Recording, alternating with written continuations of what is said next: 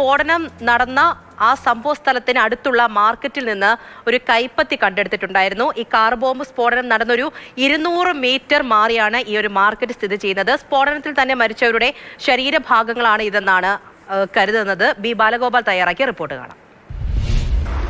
ചെങ്കോട്ട സ്ഫോടനം നടന്നതിന്റെ ഏതാണ്ട് 200 മീറ്റർ അകലെയാണ് നമ്മളിപ്പോൾ നിൽക്കുന്നത്. ഞാനിപ്പോൾ ഈ നിൽക്കുന്നത് ന്യൂ ലജ്പത് റായ് മാർക്കറ്റിന്റെ ഭാഗത്താണ്. ഇവിടെ നിരവധി കടകളും മറ്റും ഉള്ള ഒരു സ്ഥലമാണ്. ഇവിടെ നിന്നാണ് ഇന്ന് രാവിലെ ഒരു കൈപ്പത്തി ലഭിച്ചിരിക്കുന്നത്. ഈ കൈപ്പത്തി നേരത്തെ CFSL ഉദ്യോഗസ്ഥരെത്തി, ഫോറൻസിക് ഉദ്യോഗസ്ഥരെത്തി ആ കൈപ്പത്തി ശേഖരിച്ച് ഇവിടെ നിന്ന് കൊണ്ടുപോവുകയും ചെയ്തിട്ടുണ്ട്.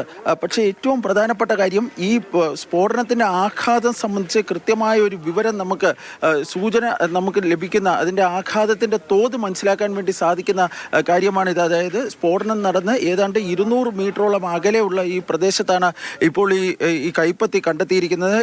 ഇന്ന് രാവിലെയാണ് ഇത് സംബന്ധിച്ചുള്ള വിവരങ്ങൾ ഡൽഹി പോലീസ് ഉദ്യോഗസ്ഥർക്കും മറ്റും ലഭിച്ചിരുന്നത്. തുടർന്ന് ഡൽഹി പോലീസ് ഇവിടെ എത്തുകയും ഈ കൈപ്പത്തി ശേഖരിക്കുകയുമാണ് ചെയ്തിരിക്കുന്നത്. ഇതുമായി ബന്ധപ്പെട്ട് വിശദമായ പരിശോധനകൾ ഇപ്പോൾ നടക്കുന്നുണ്ട്. ഈ പ്രദേശത്തേക്ക് ആളുകളെ പ്രവേശിപ്പിക്കുന്നത് തൽക്കാലത്തേക്ക് നിർത്തിവച്ചിരിക്കുകയാണ്. കാരണം അവിടെ ഇപ്പോഴും ഈ തെളിവെടുപ്പിന് ഭാഗമായിട്ടുള്ള ചില കാര്യങ്ങൾ കൂടി, ചില പ്രൊസീജിയേഴ്സ് കൂടി പൂർത്തിയാക്കേണ്ടതുണ്ട്. അതുകൊണ്ടാണ് ആളുകളെ ആ പ്രദേശത്തേക്ക് കയറ്റിവിടുന്നത് നിർത്തിവച്ചിരിക്കുന്നത്. ഈ സ്ഥലത്തെക്കുറിച്ച് പറയുകയാണെങ്കിൽ ഇത് റെഡ് ഫോർട്ടിൽ നിന്ന് ഏതാണ്ട് ഒരു 500 മീറ്റർ അകലെയാണ്. അതായത് റെഡ് ഫോർട്ടിലേക്കുള്ള പ്രവേശന കവാടത്തിൻ്റെ അവിടെ നിന്ന് 200 മീറ്റർ ഉൾപ്രദേശത്താണ് ഈ സ്ഥലം നിൽക്കുന്നത്, ഈ സ്ഥലം ഉള്ളത്.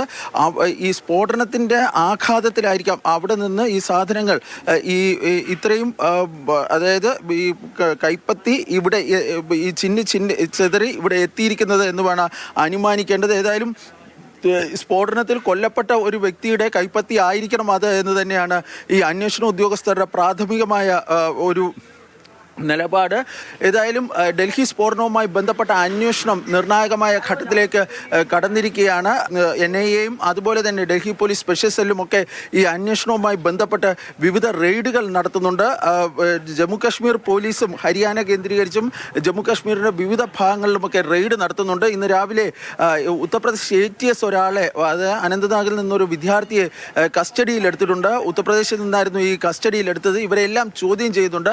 അന്വേഷണം അതിൻ്റെ സുപ്രധാനമായ തലങ്ങളിലേക്ക് എത്തുന്നു എന്നതാണ് ഈ വിവിധ റിപ്പോർട്ടുകളിൽ നിന്നും അന്വേഷണ സംഘവുമായി ബന്ധപ്പെട്ട കേന്ദ്രങ്ങളിൽ നിന്നുമൊക്കെ മനസ്സിലാകുന്നത്. ഡൽഹിയിൽ നിന്നും ഷിജു പട്ടുവത്തിനൊപ്പം ബി ബാലഗോപാൽ, മാതൃഭൂമി ന്യൂസ്.